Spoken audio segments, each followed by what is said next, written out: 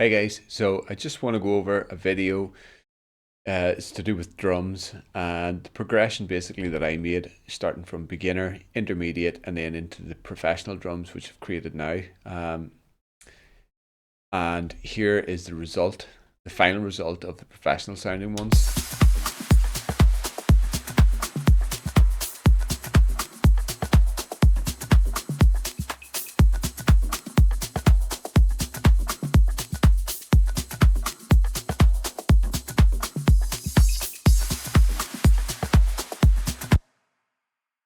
So just to look at the other ones before we shoot on to the sort of analyze these drums. There will be some bonus tips at the end, just how to enhance them a little bit more than um, which I've already done. But this is sort of what I started off doing. When I started producing music, this is what my drums probably sounded like in the first few months, maybe even till a year. I just didn't really know what I was doing. So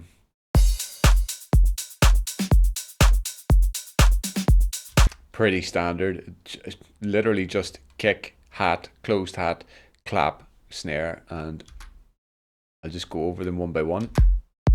Kick, hat,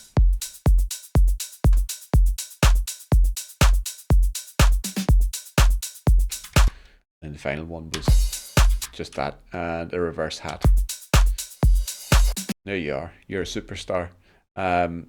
So just close that, move on to the next one, intermediate. A bit more happening, and it is good.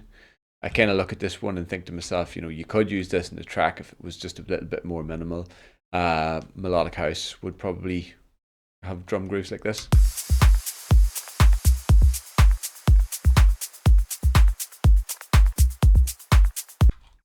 So it's just kick and you've got your tom for your groove. So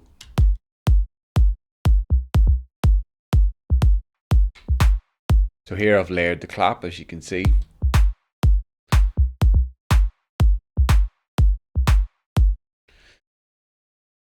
And adding the shaker in.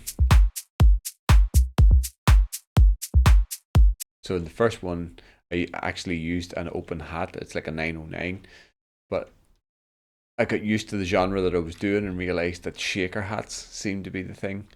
And then move on a little bit of arrangement, adding in the next hat.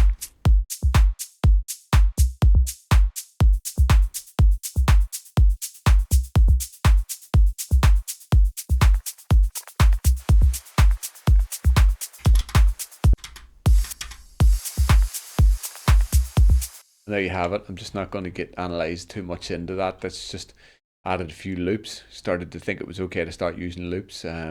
Arrangement rather than having the one drum groove the whole way through, just like that. You start adding things in as you go along. Some effects. So moving on to the final one. Again, here's our loop.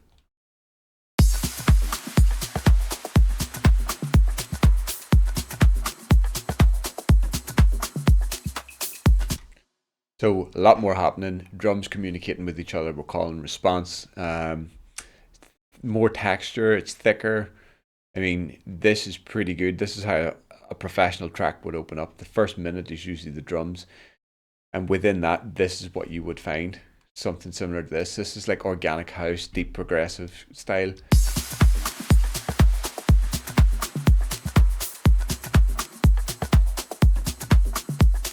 So the first thing I'll just cover is each one of these all has the same thing. So the professional, the intermediate, and the beginner all have the exact same thing. They all have a kick drum, they all have an open hat or shaker hat, and a clap and snares. So that's within each and every, that's the bare bones.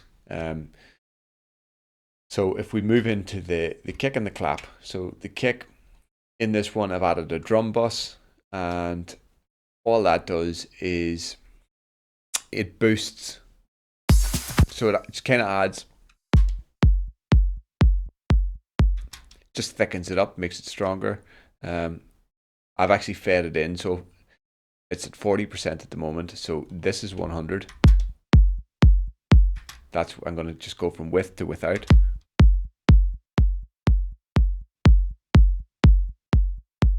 Huge difference. So I'll feed it in instead.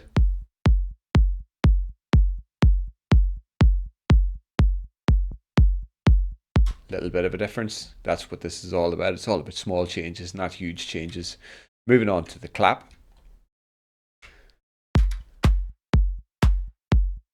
So again, layered up the clap.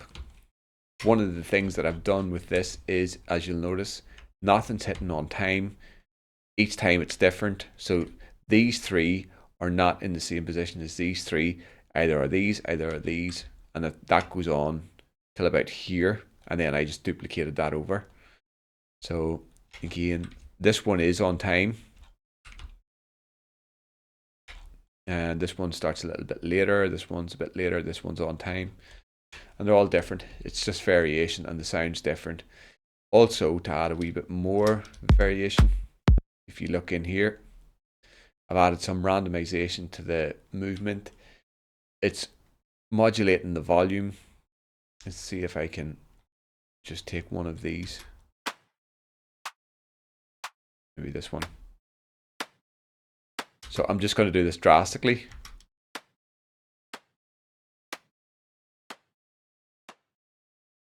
You can hear it moving left and right. You can hear the volume going up and down and the pitch changing. So it's humanizing the feeling. So I'm just going to drop that down to about 10. And same here, 10. And same here, 10.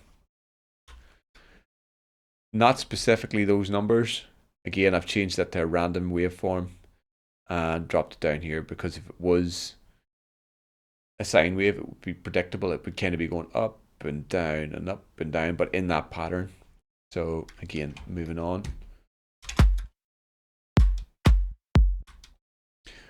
Bass, going to do the bass with a tom. Because we're solely focusing on groove, I probably would use a bass line more so than a tom, depending on the genre, but here we go anyway.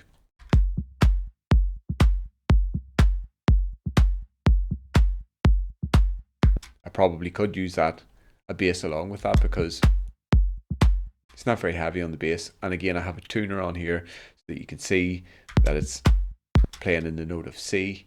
I've added some saturation. So I've put the drive up, and then I've taken this down. This is the output. It's sort of gain staging. And again, moving on here, the tuner again.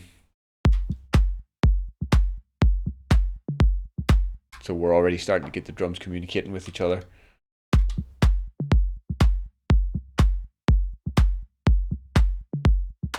There we go. And the first percussion instrument.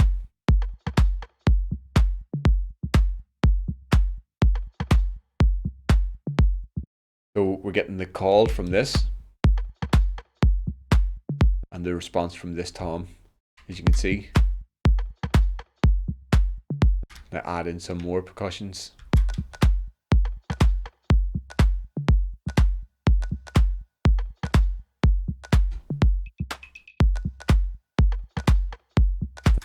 That will become more relevant as the layers come in a bit more. With this one, so I just duplicated this just solely for the purpose of showing, and I've bounced this because I wanted to add groove to it. But initially, this is what the loop looked like. So you can see here how this isn't here anymore. So that's part of using loops. You don't want to just chuck the loop in. Sometimes you want to move it around and chop it up and reverse things and do something different. And I mean, you can just chuck it in. That's totally fine too. But this is what it sounds like without this loop.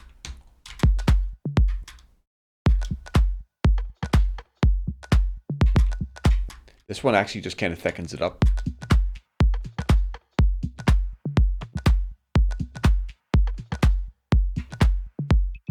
And I've taken out the high end and the low end because it's a mid loop and all my high percussions are in here. So we'll move on to this one, which I've added a bit of saturation to thicken it up.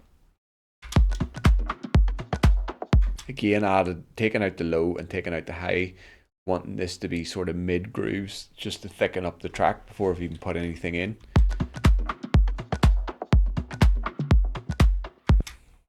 And we can take this final loop, and again, no highs, no lows.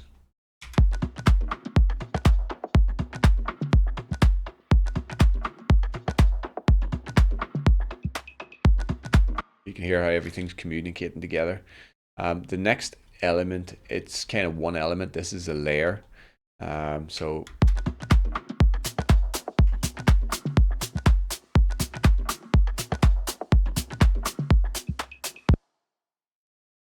these kind of fill out the track a bit. So if you want to put a top groove in, go ahead. It's something that kind of fills everything out. This one's higher than the open hat. It's like in a higher frequency, so it stands out more. Everything has its own position in the frequency spectrum.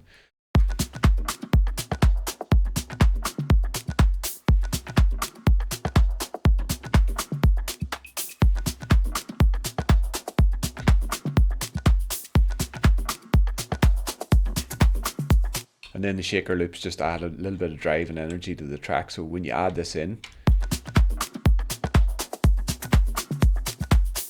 and then you add another one in, that one's more for texture. And this final one is just to add energy when you're getting to the climax of the track.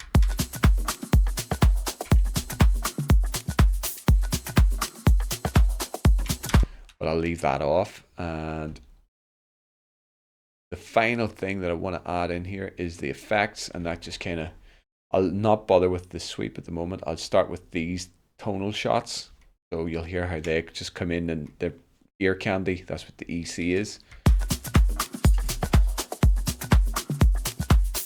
So this one sounds like it's almost like your keys rustling. So we'll add this one in. It's like a knocking sound.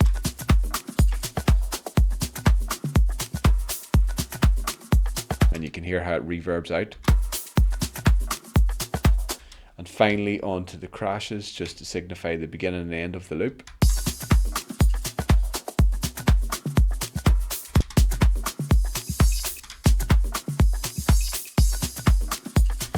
And then this big white noise stab or down sweep.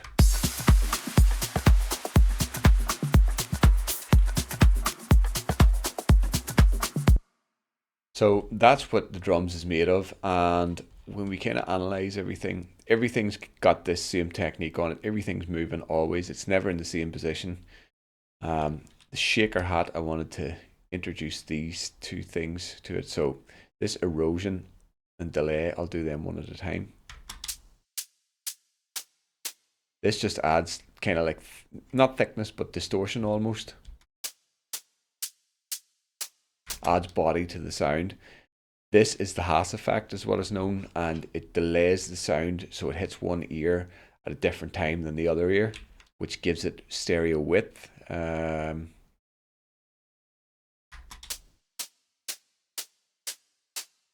if you've got headphones on, you'll notice that more. And that's the same effect I use on most of the hats, but like the shots rather than the grooves. And again, on the grooves here, I have added shaper box, which is just, again, it's sidechain ducking. So it will, I'll use it here just to demonstrate it. I'm sure most of you probably know what that is by now anyway. Width, so just play as constant. And I'll probably just leave that on there. Change the depth. So the bonus tips that I wanted to cover, when you're putting reverb onto everything to kind of have it gel all together, you do want to do it on a send. So here we go with the Valhalla Room, which can be done with a stock plugin, but I tend to use that. I've got it on 100%, 1.4 seconds. And if you can see here, it's fed in on channel send B.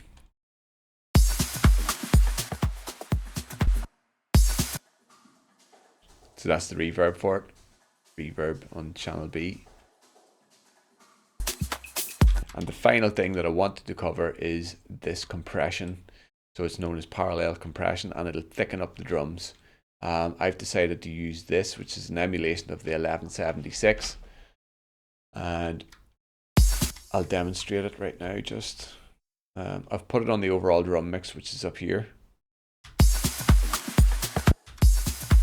so you can hear that's without it.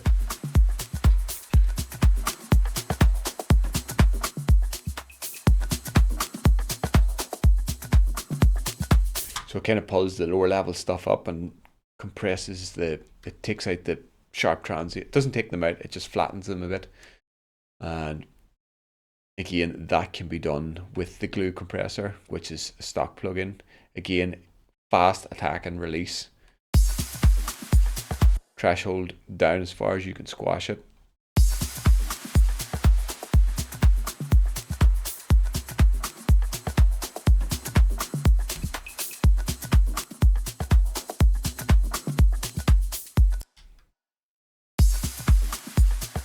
So I've added just the ratio, just going to take a bit more off and then make up gain.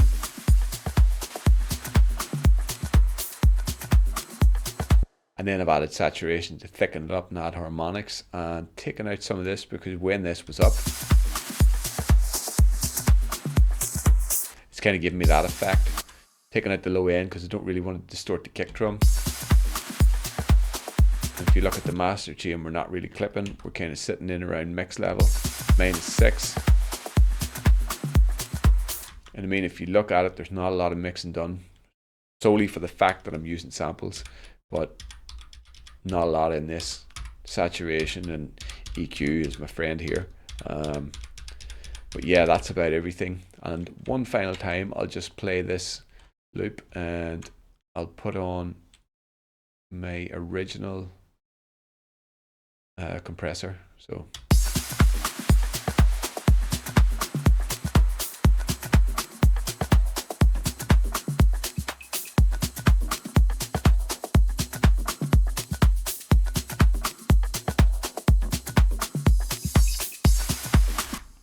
Yeah, there you go. So that's everything I wanted to cover in this video, and you can see just the amount of channels here. It doesn't really reflect upon the sound. You can do this with less channels, and in the genre, like deep progressive and organic, it is quite drum heavy. So I mean, it would be normal to have these channels, and like over here you've only got about 10, and then in the beginner you've only got 5. 1, 2, 3, 4, 5, 6. So you can see the difference in the journey it has taken from beginner, I think that was like 5 years ago, to the professional sound that I have now. But yeah, I'm just going to leave it at that and catch you in the next one. Thanks.